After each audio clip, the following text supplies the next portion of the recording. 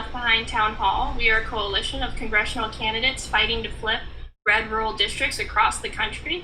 Our national spokesperson, Richard Ojeda, is here tonight, and we're so excited about our host. You all know her for those spot-on impersonations. Please welcome writer and comedian Sarah Cooper. Hello, thank you so much for having me. It's so exciting to be here. I do comedy, I do entertainment, but tonight you're going to be seeing people who actually do the work, the people who you will be voting for, and the people that will help us flip these districts to blue. So I'm so excited to help and give my time in this way and learn about these amazing candidates. So we're starting with our first panel. And the first question is, or are we going to introduce ourselves first? We can let everybody go ahead and get a quick introduction. We'll start with you, Lindsay. Go ahead. Hi, I'm Lindsay Simmons, and I'm running for Congress in the 4th District of Missouri. I am a military spouse whose husband is currently deployed, and when I went to my incumbent congresswoman for help, she couldn't give me the time of day, so I have decided to take her job. And I'm really excited to be here, and thank you, Sarah, for joining us. Really appreciate it. All right, Rob.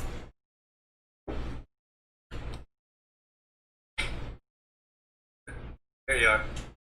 Yeah, wrong button.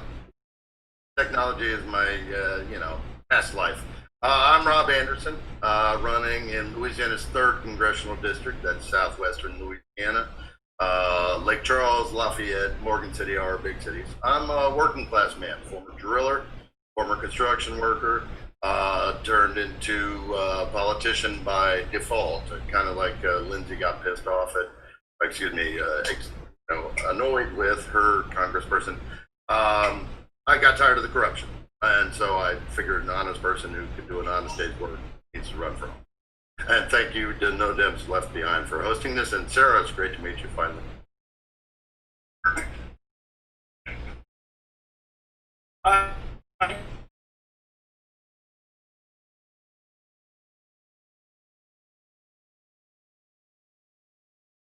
Go ahead, Cindy.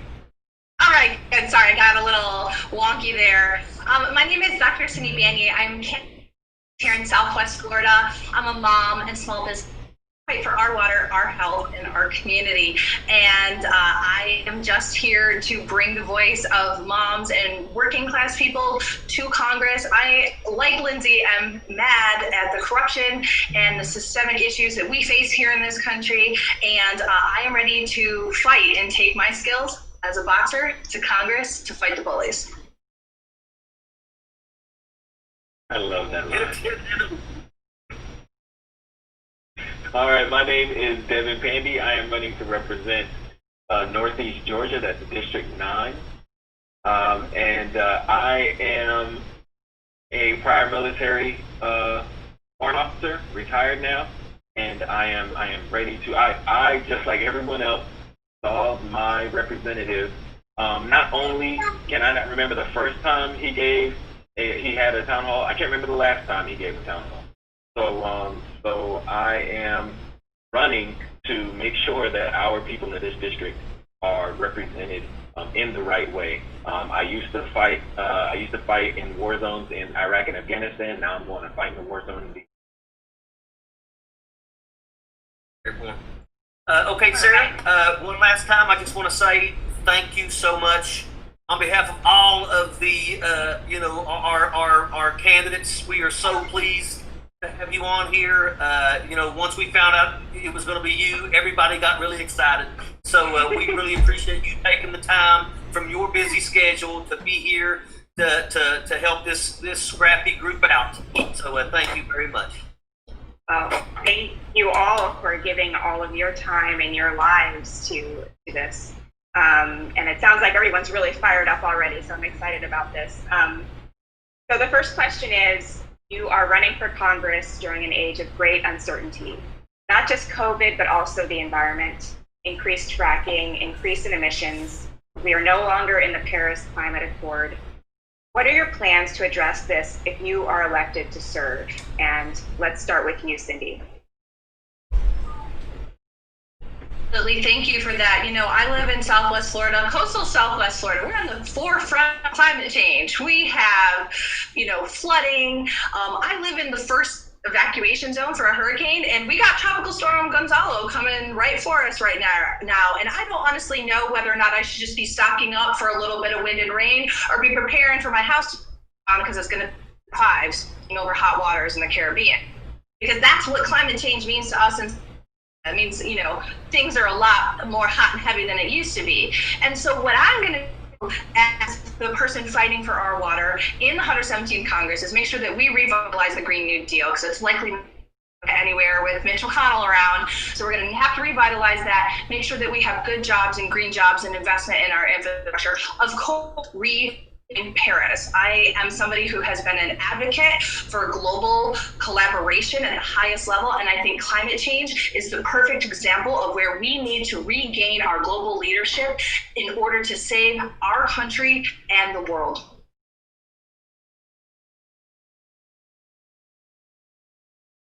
Devin, let's go to you next. All right. Well, I'm going to go ahead and be a broken record here because yes, first we need to rejoin the Paris Agreement. Second thing is we need to get with the Green New Deal. The Green New Deal will solve so many issues in this country. One, it will help to combat climate change. We don't have that long before what we have done to this earth is irreversible. We have to get started now. It will help to reverse our effects on the climate. We will also help to create jobs, to get people off of unemployment, get people off of welfare, and get people back to working, which is what they want to do. Most people don't want to be on welfare. They want to work. They think that it is respectable that they earn their own living. We need to give our citizens a chance to do so. Okay, thank you. And let's go to you, Rob. Okay, thank you for that question. I am running from a unique position where my district provides 25% of the oil and gas that is used throughout the United States. So first of all, y'all are welcome, because I'm down here and I have to deal with the people who, if you say Green New Deal, start figuring out how to lynch me. So what we have to do, and we are in a working class, oil and gas district, is to start holding oil companies accountable. Perhaps a new package, but that is the real problem. When we're down here on the ground, just read a study the other day, we have 4,300 orphaned wells, which are oil and gas wells. They just kind of capped and left and went on. Well, they're still polluting the groundwater. They're still emitting methane. This is a real problem. When you want to address climate change, you can also do it with jobs, because those jobs, capping those orphan wells, the oil companies are already supposed to do it, but they aren't. So just starting there and addressing coastal issues, that's 1,000 new jobs a year. Yeah. And now to you, Lindsay. So climate change is something that's really important to me. I grew up on a farm, so I have a very different experience. I'm not near a coast, we are landlocked, and climate change affects us a little bit differently out here on the farm. Mostly increase in temperatures produces fewer yield in livestock production, variable in temperatures and weather patterns are in soil, and we have a lot of soil erosion, and you have reduced yield in production in terms of row crops. And so I waited tables at the Applebee's in town to help pay for my way to law school. And I went to Harvard and specialized in environmental law. And as an attorney, I have worked with people to help them get FEMA benefits, and I even helped car manufacturers figure out how they can produce cars that meet our emission standards. And something that is really important to me is that we have an ongoing important conversation with our farmers and with people in rural America about what climate change actually means for us. And a lot of that has to deal with making sure that we have flood mitigation efforts. It means investing in sustainable farming, and it means accepting science, which is so crucial, especially at this point in time when we're in a global pandemic. Listening to scientists, that sounds like a good idea to me. So let's move on to the next question.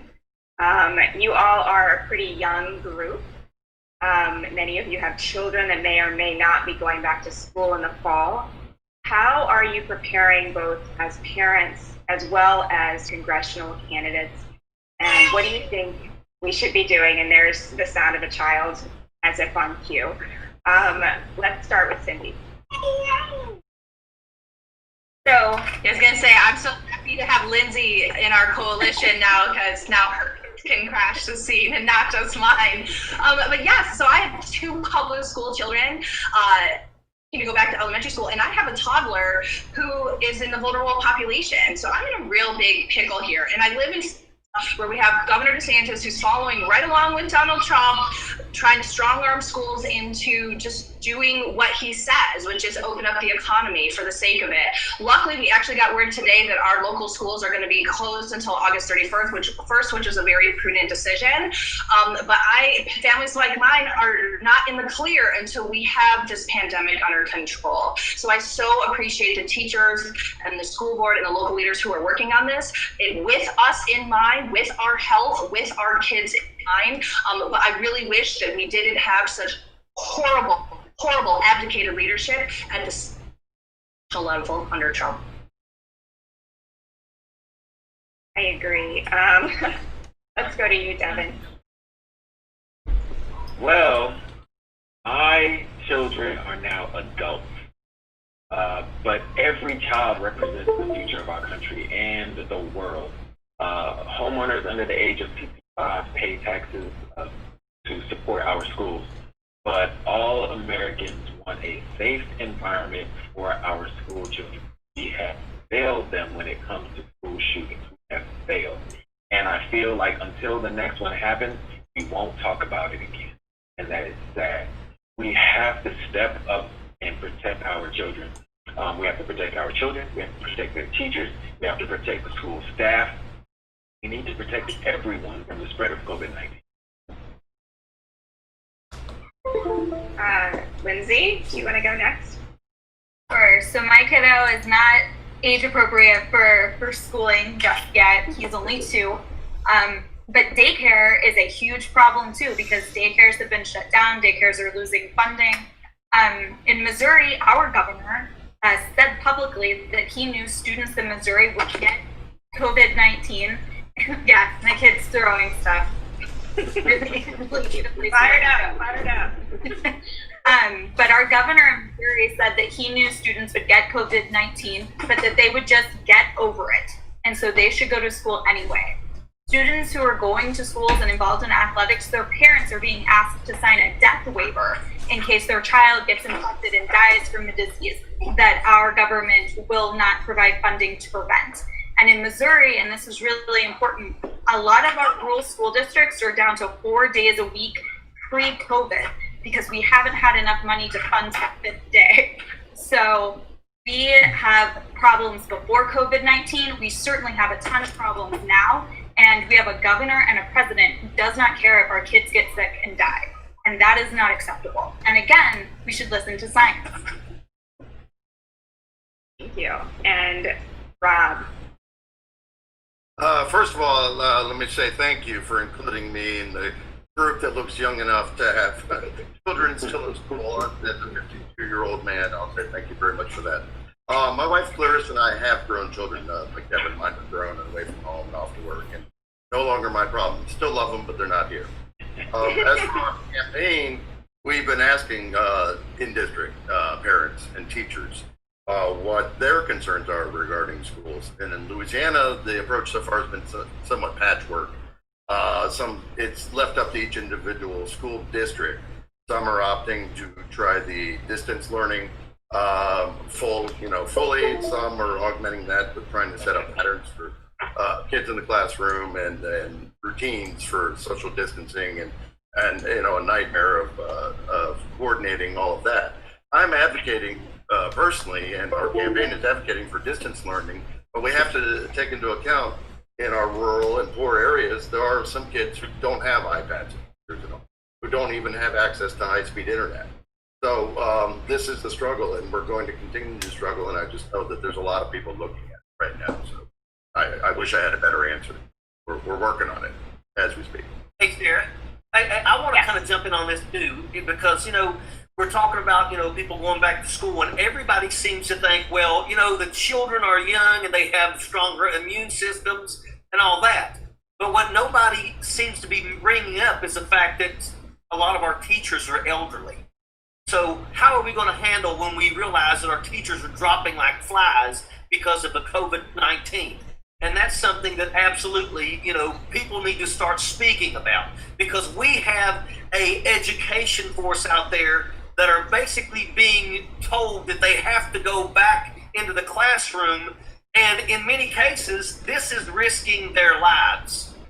I mean, that's just the way that it is. Yeah. I mean, we put so much pressure on teachers to buy supplies for students and then put their lives on the line with lack of gun control. And now, once again, it's like, yes, go sacrifice yourself. And it's just unacceptable. Those are the questions for the first panel. I didn't know if there were more discussion that we could do, or. Well, I know we got a few more minutes, and I want to give people, if anybody has anything they want to throw in here. But also, I wanted to say, because I'm kind of like Rob Anderson, where I come from a state that is an energy state. And, whenever you start talking about Green New Deal, you have a lot of people immediately start thinking, well, you're going after these jobs. But the key thing that you have to also bring up is the fact that the Green New Deal can create jobs that can be equal, so that people, when this job is over, you can transition to something that's more than McDonald's and Walmart. And that is something that you have to be speaking about, because people that are working in these energy jobs, that's their fear. Hey, Sandy? Hey, so I had something, because I know this is heavy, and like all of us that is in way at risk for this.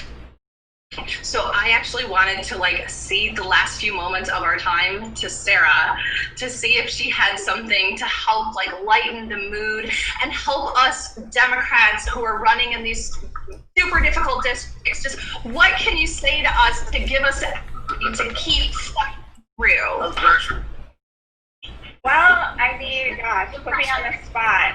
No pressure. I will just say that I believe we're all on the right side of history and focusing on science and education. And so I think if you remember that, you need to speak, and you are doing it. You're speaking loud and you're putting yourself out there. We need to be as loud and we need to be as in your face as the people who are wrong.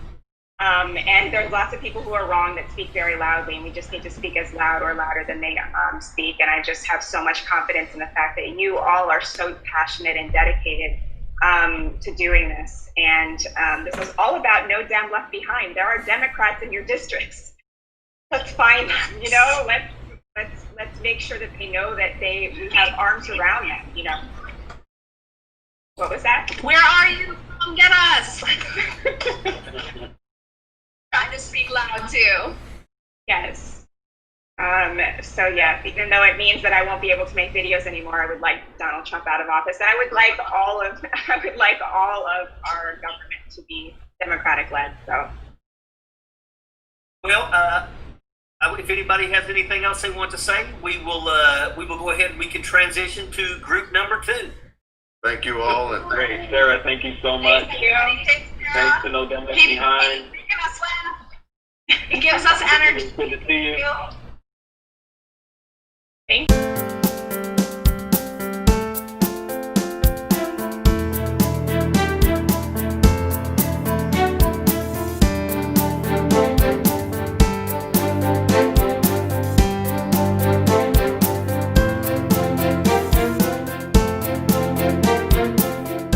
So we'll go ahead and start off with Mia. Go ahead and give your introduction. Hi everybody, I'm Mia Mason. I'm an LGBT candidate out here in Maryland's 1st Congressional District. It's the size of 2 Delawares. And, it is a rural district because we have farmers out here. We have big business out here. We have a Chesapeake Bay and our fishermen out here, and all of them have a job. And with this pandemic going on, those jobs are getting cut. And we're fighting to make sure that our shores and their jobs are protected in our future. Wait, Tom? Yeah, Sarah, thanks for doing this. It's really a pleasure to meet you. I'm Tom Palzowitz. I'm running in Wisconsin's 5th Congressional District, which is basically the area between Milwaukee and Madison. Our district is suburbs, it's rural, it's small towns. And one of the things that I think about a lot is how do we make sure that people have the same opportunity across all three of those areas, just from an education standpoint, from an equality standpoint, from an income standpoint. And this pandemic has really opened up a lot of seams, and I think there's a lot of work that we need to do come November and come January. So pleasure to be here, though. Wait, Alan? Sarah, thank you for doing this town hall with us today, and congratulations on your cover of Vanity Fair. My name is Alan Ellison. I'm running for the United States House of Representatives to represent Florida's 17th Congressional District. I guess the reason that I'm running is because when I look around, there's have and there's have-nots. And the fact of the matter is that the have-nots have no voice in our Congress, in our district. When I think about the undocumented workers that are living in the shadows, I can't help but think that they need a voice in Congress. When I think about the 170,000 Americans living with disabilities in our congressional district that have no voice in Congress, I can't help but understand that this is the reason that I'm running. And I think about the veterans that are committing suicide, or the ones that are thinking about committing suicide. They have no voice in our Congress. When I think about the African Americans who feel left out, underappreciated, and underrepresented, I recognize that they need a voice in Congress. And when I think about the children living in cages that are separated from their parents, I can't help but understand that they need a voice in our Congress. And so that is why I'm running, to be the voice for the voiceless and to help improve the quality of life for all citizens in America. Thank you. Much. So, Alan, the phrase Black Lives Matter, what does it mean to you? Black Lives Matter is like a cry for people to recognize the fact that in this country, while all lives matter, Black lives have been underrepresented, underappreciated, overlooked, and disregarded. There is a level of dignity and respect that is not afforded to Black people in this society. And so Black people want to be recognized as the same, not less than for sure, but just the same. And we have a ways to go in this country. And I guess the overarching theme and what my brothers and sisters are trying to convey is that Black lives matter too.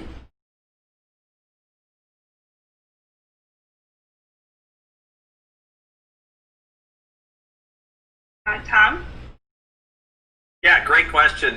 When I think about Black Lives Matter, what I really think about is structural racism. And what the Black Lives Matter movement is to me is it's time to end structural racism. I live, part of my district is in Milwaukee County, and Milwaukee County last year declared racism to be a public health crisis. And by doing that, what it really did was it had everybody take a step back and think about structurally, are we feeding into the systemic racism when it comes to budgeting, when it comes to justice, when it comes to all the different pillars that you have in any community? And it really forced people to take a step back and think about, okay, because to me personally, it's really hard to overcome individual racism. It's hard to change people's minds at an individual level, but when we can work on the structural aspect of it, when we can get rid of we can have a better justice system that doesn't put people of color in jail for misdemeanors or small crimes that white people just don't have to go to jail for. When we start really working on those things, we create an element where now we have a chance to say, like Alan said before, that all lives matter. But until we address this issue, it's going to keep coming back. And I think personally that it is now time in our country to do something about it. And I think Last polling showed that a majority of Americans want to do something at this point. So now's the time to do it. Now's the time to take action. And it's going to be up to all of us to make that happen, especially people like me who are white and live in suburbs. We have to take control, and we have to be able to say enough is enough. It's time to change. And Mia? Well, with Black Lives Matter, it is definitely about restoring that diversity, that training, and making sure that us on the federal level restore equity and equality to all. For that to happen, reform has to happen. New training has to happen. It has to happen quarterly, yearly. We also have to be able to be engaged in the community. Go to your Black Lives Matter group. Go to the protests. See what they're about. Get to know them. They're not out there to harm or hurt you or tear down statues or tear up your heritage or history, take away your land. These are things that will make things change for everyone when we work together. If I can hop in here also, Sarah, it's not Black Lives Matter only. It's Black Lives Matter too. That's one of the things you got to. There's a lot of people out there, especially in your rural, in areas where I come from in West Virginia. They're not getting it, and it's important that we speak to them and explain to them that all lives cannot matter unless Black Lives Matter too.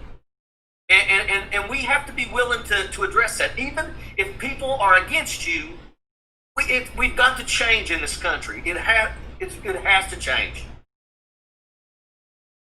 Yeah, and I'll actually jump in one more time. Sarah, I'd love to hear what you think about this, because you're looking at it from a totally different perspective than we are. So what are your thoughts on this issue? I mean, I don't think my perspective is that much different from how you're feeling about it. Michael Che has one of my favorite stand-up comedy specials about Black Lives Matter, and he just repeats the phrase, Black Lives Matter. Just matter, just matter, make them matter. And it's not much to ask. It really isn't. It's almost the bare minimum when you think about it. To me, it's a no-brainer, but I understand that a lot of people have this stigma with the understanding of what it means. And I think if we just keep speaking about it the same way you all are speaking about it, people will start to understand it. And we're seeing that in the polling. People are starting to get on board and understand what it's really all about. So I think slowly but surely we're getting there. Great, thanks. Thank you. So I understand that some of you have served our country in the military, including my co-host, Richard. On a personal level, how do you feel when you see our military ordered to go after our own citizens on American soil by someone that is obviously taking orders from Russia? Mia, let's start with you. Well, as a veteran and a retired one, I understand that this is a personal issue, and to answer it, we don't know if they're taking it directly from Russia, but we know it's coming from the commander-in-chief, and it goes down the totem pole for whoever he's hiring to be this secret police that are picking up our, communities off the street and taking them away without giving them the due process or their civil rights. I think that, honestly, it's going to have to change. If they're in the military, they know what honor is. They know what courage is. They know what commitment is. They can stand up and say no. That is loyalty still to this country, not to a party, not to a person, but to our country. That's what we're serving our country for. That's a reason I joined our military. So, I go overseas and I do things, but if I have to come here and do things on the streets here, there is something really wrong with our country, and it starts at the highest level in office, the White House. Thank you. Tom? Yeah, as a Navy veteran, I was on a submarine for 4 years, and just the idea that our president would order some troops into our own cities and under the guise of protecting federal buildings, and one, that's just not true, but under the idea that they're going to be somehow creating a tension with citizens, This is the beginning of fascism. This is how it works. This is the game plan. It was just announced they're probably going to be sending some troops to Milwaukee. I think a lot of politicians in Wisconsin are starting to really talk about what can we actually do about it. And the problem is there's not much to do about it. I put this squarely on the shoulders of the Republican Senate right now. If those Republican senators don't start speaking up now, this is a slippery slope that we're leading into something that is probably going to end up being more dangerous as we get closer to the election. But I also want to mention the fact that we found out that Russia was paying bounties to kill our service members in Afghanistan, and that has not been addressed at all by this current presidency. So when you've got a president who's willing to send troops into his own cities, and then you also have a president who's unwilling to do anything about another country putting bounties on our service members, as a veteran, I cannot tell you how upset that makes me.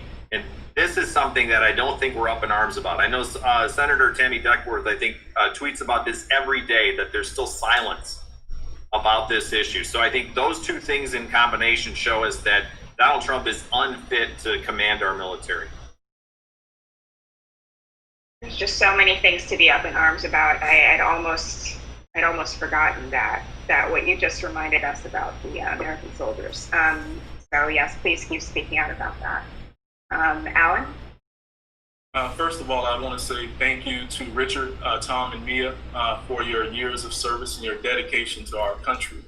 When I think about what Tom just said, in veterans, in the military men and women who have bounties on their heads, when I think about the fact that the Congressman, Greg Steube, that I'm running against, was more concerned with the idea that the information was leaked to the media, more so than he was concerned about the fact that we have bounties on the heads of our soldiers. I'm appalled at that. I think that we can do better in this country.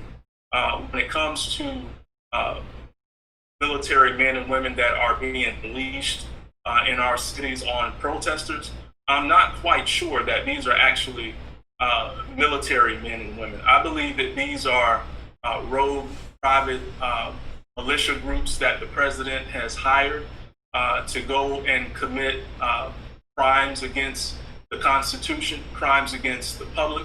I think that it is definitely unconstitutional. There is no due process of law taking place, and it's despicable, to say the least, in under 60 seconds. Now, I have to hop in here too, because there's a couple things I want to say here. Number one, watching a Navy veteran go approach a group of people that are in uniform with no patches or markings to let anybody know. And when he asked them, a simple question, he was attacked and had mace sprayed in his face. And I want to read this to you all, because today a friend of mine who is a lawyer posted this. And it was first a photograph of police officers. It says, if you have 12 bad cops who abuse black people and 1,300 good cops who don't do anything about it, what you really have is 1,312 bad cops.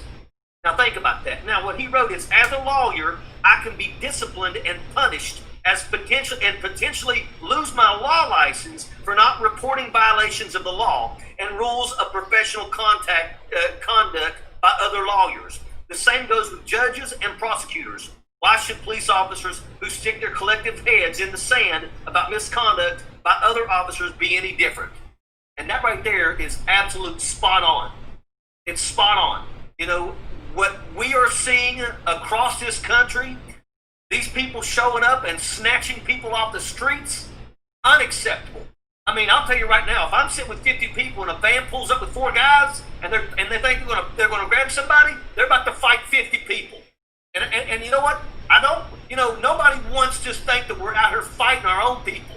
But make no mistake about it, those kind of tactics cannot be overlooked.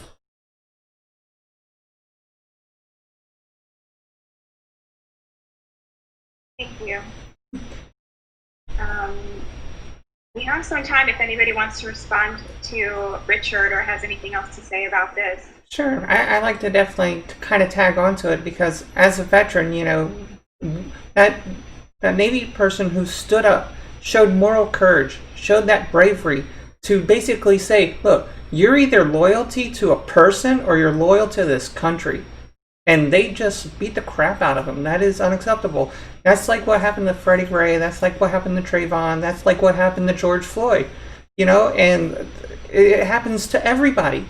And this is why Black Lives Matter, because it is going to help us change our entire country to get that reform done from the highest level all the way down to the local levels, because our police should not be militarized. They shouldn't have MRAPs. They shouldn't have, $850 in body kit, all right, to stand in front of a protester with their own personal AR-15 when we need hospital supplies, we need medical supplies, we need a vaccine.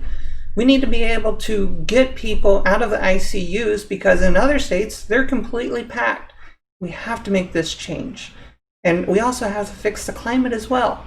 Those are the things that we have to bring forward, and that money may have to actually come from the police because they're out there, and the secret police that are out there doing these harmful things, it's got to stop. Yeah. At the end of the day, the idea of making America a better place and having an actual plan to be able to do it has always been a goal and a mission of the progressive ideology.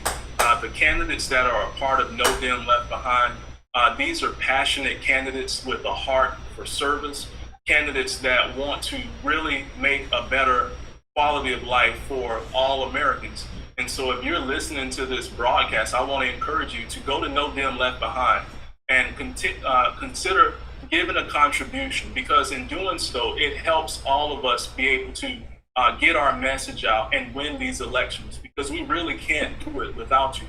Sarah, thank you so much for you stepping up to do this town hall with us. If you can, please get some of your friends that have equal brand equity in the marketplace to do the same thing, because this is real. This election is probably the most important election we've ever seen in American history. We literally have a dictator in the making at the head of our government, and he has allies who are standing by doing nothing, allowing him to tear down our Constitution and just basically destroy our way of life.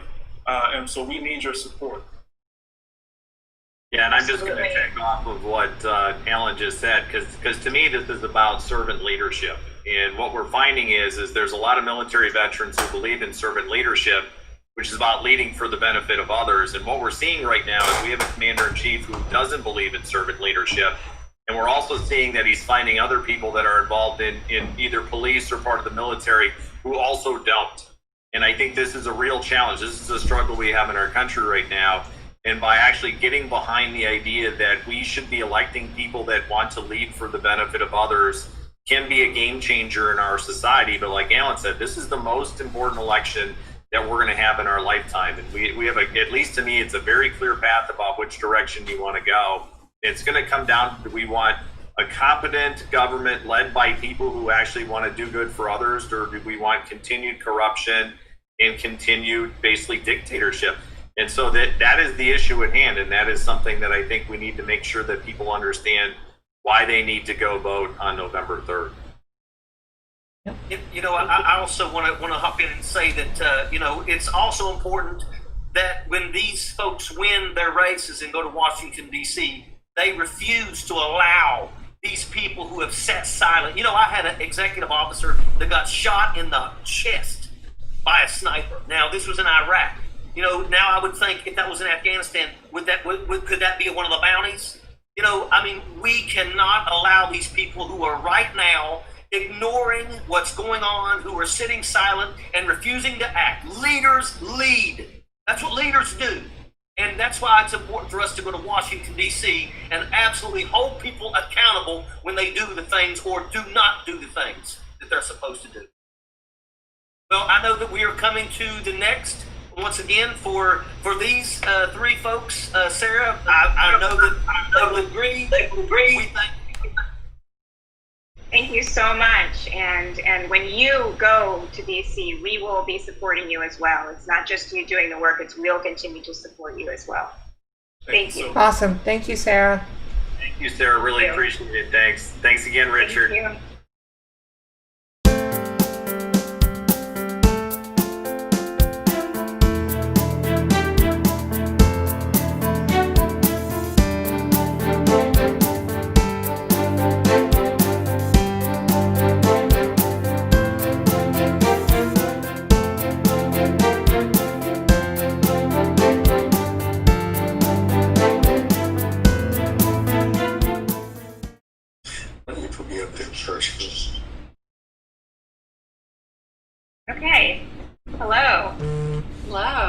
Panel 3.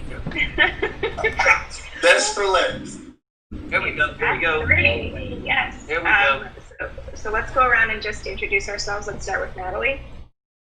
Hi, I'm Natalie Klein, and I'm running for U.S. Congress in rural West Virginia's 1st Congressional District.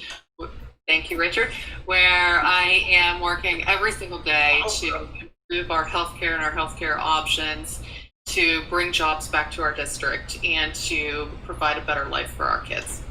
Thank you so much for doing this tonight. I'm so excited. Gary. Go ahead, Gary. Thank you, Sarah. My name is Gary Wegman, and I am running in the 9th District in Pennsylvania to become our congressional representative.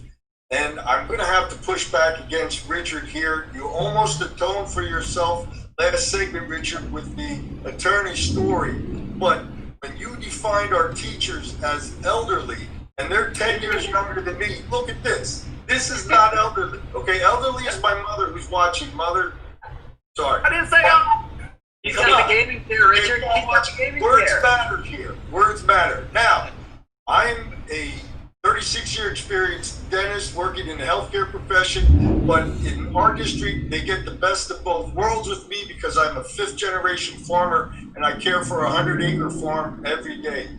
Agriculture is the biggest industry in the 9th District in Pennsylvania, and these people do not have a voice in Washington, D.C., and they're hurting. Their health care is too expensive. They're small businesses. They've got to buy it, pay for it for themselves.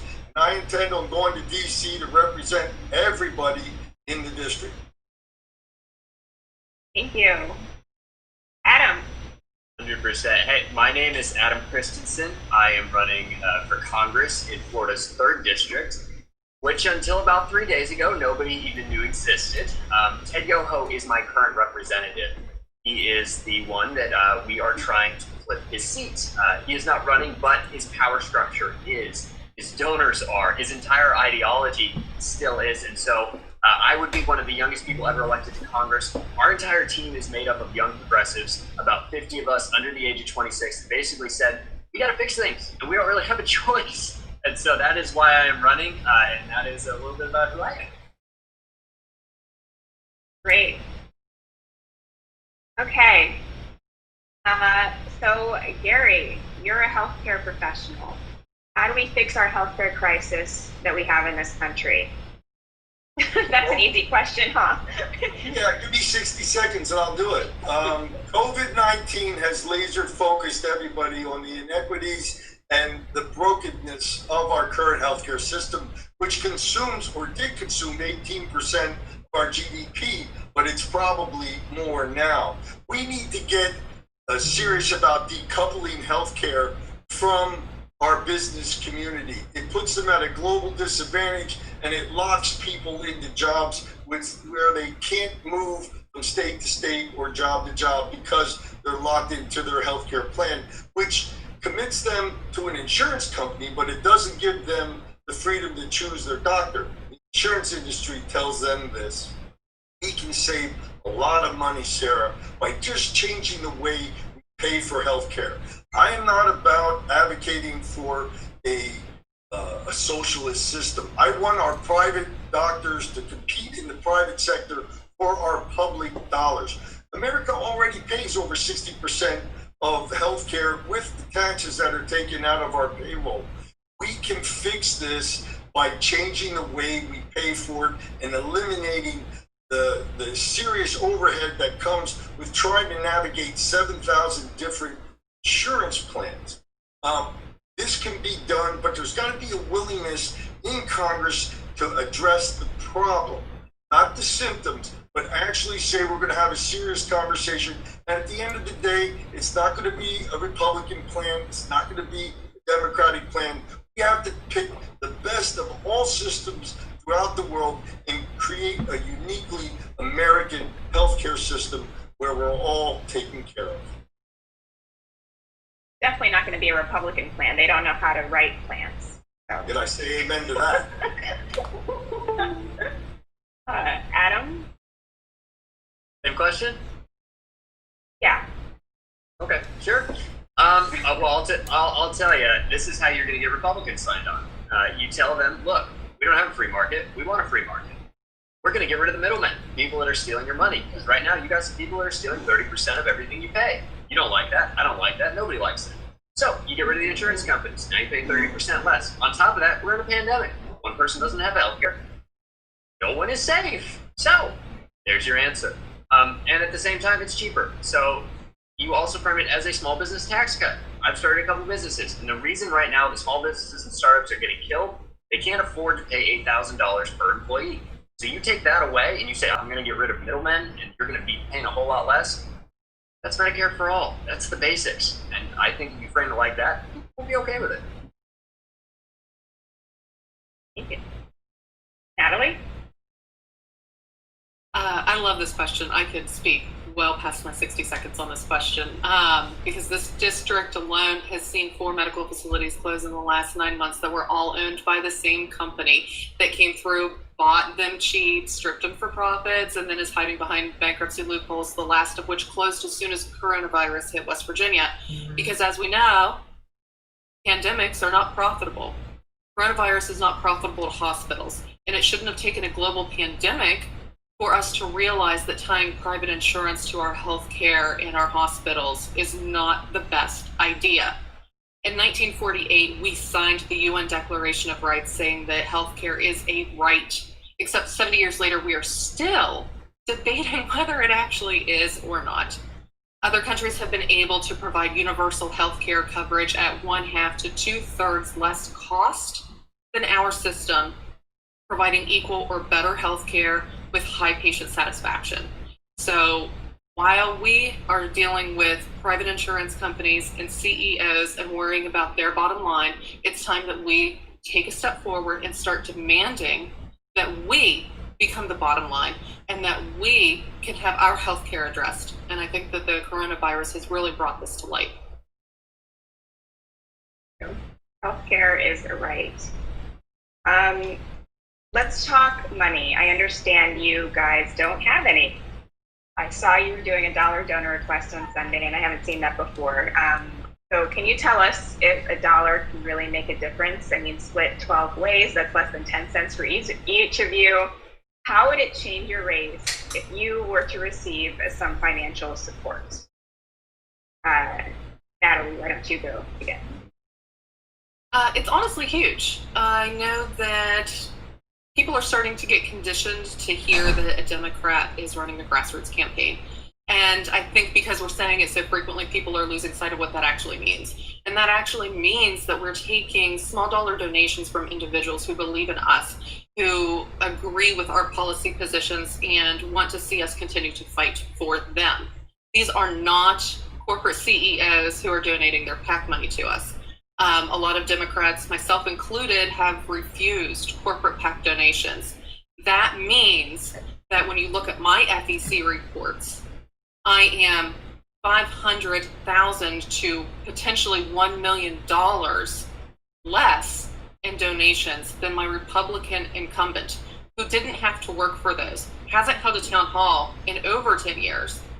He just wakes up and some PAC deposits money into his bank account. Meanwhile, he's not communicating with us, he's not engaging with us, and he cares about their bottom line when it comes time to vote on policy that affects every single one of us. So that small dollar donation, I know where every single penny goes. I know how much every single sign costs, every single Facebook ad. We're spending it efficiently, and it's out there to fight for every single one of us. Thank you. Yes, let's pay our leaders to actually do something. What a concept. Adam. Yeah, so my district's a little bit different, simply because I'm running for an open seat, and the person I'm probably going to be running against, his father is financing his entire campaign and pouring $500,000 into it. For me, I'm extremely young. I used most of the money I had just to be able to get on the ballot. For me, it is a matter of being able to run a successful campaign or not. In the last week, since the $1 donation, actually, we have raised a significant amount of money. So for the past 3-4 months, we have doubled every single month, which means that we are actually scaling up. And so, number one, we have to be scrappy. Number two, we're running in places where every dollar goes a heck of a lot farther than it ever would in a Democratic seat. The return on investment for this part of the country is huge as far as votes, especially in Florida.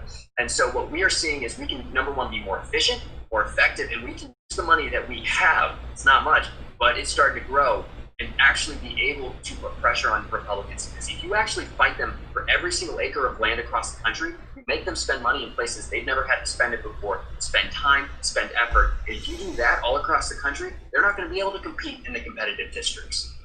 And right now, that's the only places they have to compete. So for us, we are taking the fight to them because we're no longer playing defense. And if we had $500,000, we'd be able to flip most of these seats, and we'd be able to change an entire infrastructure and tear down an entire system that has been here for this long. For instance, Ted Yoho, you're gonna switch a face, but if you don't take out the donors, you don't take out the infrastructure, you don't take out the backing, you haven't done a thing. I love that. I hope everyone heard that. Your dollar goes even further, these candidates. So please donate. Now to you, Gary. Thank you, Sarah. And we got to repeat what Adam just said so everybody gets that. $500,000 could mean that most of the races that you're looking at here today could be won by our Democratic, no Dem left behind candidates. I'm a lifelong Democrat. I've lived in my district all my life. We have a very strong progressive movement here in the 9th District in Pennsylvania. Last week, I was at a Black Lives Matter event that was run and organized by a lot of youth in our community. A month ago, there was a Pride Festival celebration in the 9th District. We're a microcosm of what exists in our nation, and our current congressman doesn't want to represent everybody. I became a Democrat because I care about people, and I thought Democrats were the party that were about family and community and caring for everyone. So people have to understand that $1, I could buy 100 texts at a penny a piece and hit 100 different constituents that are persuadable, that need to hear the issues that we're running on. I'm not bashing another party. We need to unify this nation, but we need to run on real issues and real solutions to those issues. And we can do that, but everybody has to own a piece of this and put some skin in the game. At $1 a person, it doesn't hurt too bad, does it? You know, Sarah, also, we're the ones going into the red rural areas. They call it the red to blue list. If you're running for Congress and you get on this list and just unlimited money just comes pouring in. But, you would think that, the DCCC and those groups would actually want to invest more into the red rural districts because we're going to be flipping some of those seats. And how do we convince these people other than, our individual donors that we're on the right path and we are the ones that deserve the money in terms of being able to fight these battles. We don't get the red to blue list because they look at our races and say, well, they may not be winnable. But Natalie Klein got 62,000 votes in the primary, and that is unheard of in the 1st District she's going against a guy for the first time ever. I think she's got a good chance. Can I interject real quick since you're talking about me real fast?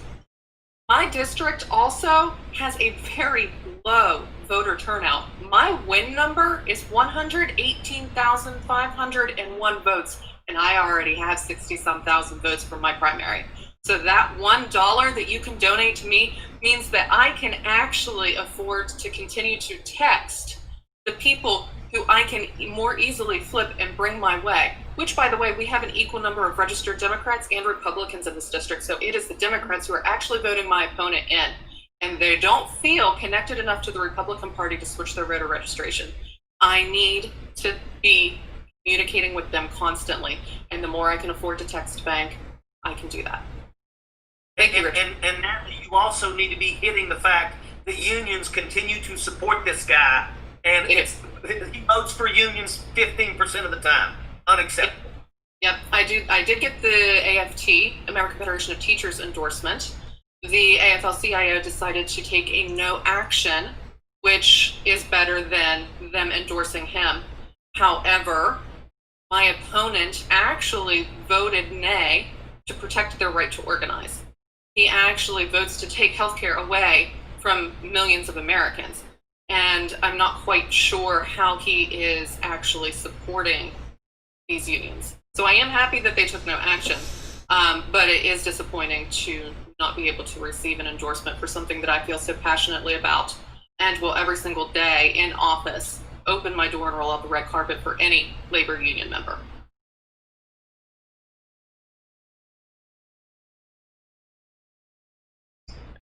Thank you. Richard, you hit it earlier too. It's about jobs. These are pocketbook issues for our constituents. If we show them, look, money's never been cheaper. In the 1980s, you had to pay 20% interest to borrow money. The Fed is lending it out at almost at 0%. Why this government hasn't gotten together, ours, these independents, and shown us an infrastructure investment plan throughout our nation. We spent $6 trillion overseas in the past 20 years and didn't bring any real jobs back to America. Let's spend our money here at home, and we Democrats can show the unions and everybody else, our ag communities, there's good living wage jobs to be had right here in America. I think also it's about joy and hope, and the fact that we are not afraid to actually stand up and say, yeah, we might have lost here before, we might have lost for a lot of years, but you know what? Things can be different this time. If we're willing to put in the work, the effort, and focus on people, we alone have to focus on the fact that we are going to take care of the poor, the hungry, the sick, the needy, the downtrodden, those that don't actually have political power. And when we put them first as a society, we are better people, we have a better community, we have a better life. When you make that argument to people, that's how you change things. And the best place to do that is in the places that have been left alone for a long time. And so for us, especially trying to run in these districts, it's a lot of fun. You get to see some crazy stuff like we got to see earlier this week with Yoho, but we've seen it with every other candidate here. And you get to go against people like that. And if you show them for who they are, the fact that they don't care about people, and you show them that there is somebody who actually does, you're going to change a lot of hearts and minds, and you're going to flip a lot of districts. But what matters is when you do flip them, you have the political courage to actually do something with it. Actually go and make people's lives better. You don't just go there for 2 years, call a bunch of people on the phone, raise a bunch of money, and then come back and say, you know, I'm done. Because that's not worth it. You know, before we end this, there was a question if we had time, and I'm going to go ahead and answer it for everybody here because it's a good question. And that is basically, why should people in other districts reach out and donate to our candidates? And the thing is flipping a red seat blue in the 1st District of West Virginia benefits people in Arizona and in Florida. And that's the key. So for all the people out there, and we've been getting some great turnouts on these live town halls. I'm asking each and every one of you people out there that are watching this and letting you know that you can donate $1 to a person that's running in Florida. And if that person wins, you have somebody in Washington, D.C. that is willing to stand up and fight for you. So I want to take this opportunity and say to Sarah Cooper, on behalf of all of our candidates, we are absolutely so grateful for you taking the time to come out here and give us these, quiz us and bring up these topics so that our people out there can listen to what, our answers. And I want to turn it over for you to close us out. Okay, well, thank you so much. I mean, I think I'm like most people. I love a good underdog story. I love a good comeback story. That's what it's so exciting about these districts, is that we can flip them. And I know you're grateful for me for my time, but this is an hour of my time. It's your lives, and I just want to say how appreciative I am of all of you for making this your life's work and for dedicating your time to flipping these districts and having us have people in Washington who speak sense would be great, who talk about issues, who listen to scientists, and who will fight for us. And so I just wanted to thank all of you, and this was absolutely 100% my honor and pleasure to be here. Awesome. Well, thank you, Sarah. We really appreciate it. And once again, thanks to all the candidates. My shirt, airborne. All right, guys, let's get out there. Let's get it done. Thank you so much. Have a good night. Airborne. Well, good evening, everybody. Thank you for tuning in to Sarah Cooper tonight with our coalition, No Dem Left Behind.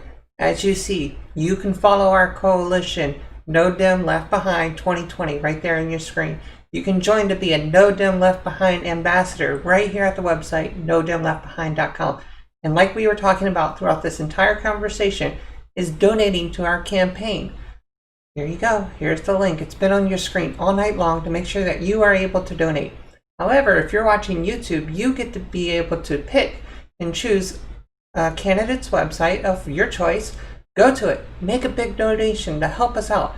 Every little bit matters to our candidates to make them succeed. We are fighting for this nation, not only in just a little district that's red, but of course the entire state. And no matter where you are, no matter where we came from, we are going forward. That's what No Dem Left Behind is about. And we thank you for joining us tonight.